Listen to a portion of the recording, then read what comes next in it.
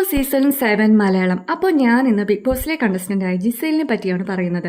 പറയാതിരിക്കാൻ വയ്യ, അതുകൊണ്ടാണ് ഞാൻ ഈ വീഡിയോ ഇടുന്നത്.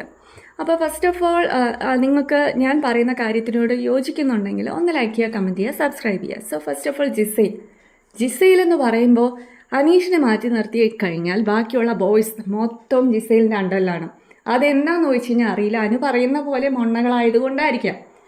പിന്നെ എനിക്ക് തോന്നുന്നു ഹിന്ദി ബിഗ് ബോസിൽ പാർട്ടിസിപ്പേറ്റ് ചെയ്തുകൊണ്ടായിരിക്കാം, സൂപ്പർ മോഡൽ ആയതുകൊണ്ടായിരിക്കാം.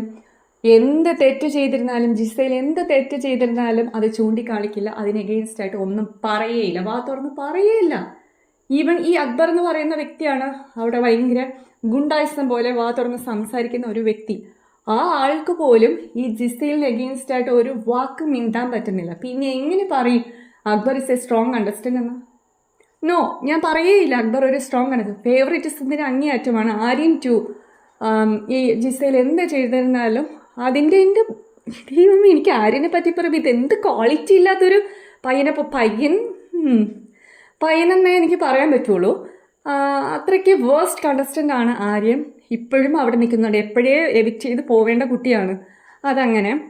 പിന്നെ ഫുഡിൻ്റെ കാര്യത്തിലായിരുന്നാലും എല്ലാവരും സ്പെഷ്യൽ കൺസിഡറേഷൻ. ഈവൻ ലാലേട്ടൻ 2 എന്തെങ്കിലും ഭയങ്കര സ്വീറ്റാണ് ജിസേലിനോട് സംസാരിക്കുന്നത്. ഭയങ്കര കൊഞ്ചലാണ് ഈ ജിസേൽ. ഭയങ്കര ഒരു ഫേക്ക് പ്ലെയർ ആയിട്ട് എനിക്ക് തോന്നിയിട്ടുണ്ട്. അത് ഭയങ്കര ഒരു ഭയങ്കര സ്വീറ്റാണെന്ന് കാണിക്കുകയാണ് അവിടെ നിൽക്കുമ്പോൾ ബോയ്സിനോട്. അതായത് അവിടെയുള്ള ബോയ്സിനെ മയക്കി വെച്ചിരിക്കുന്നതെന്ന് എനിക്ക് പറയേണ്ടി വരും. So that's all. Thank you.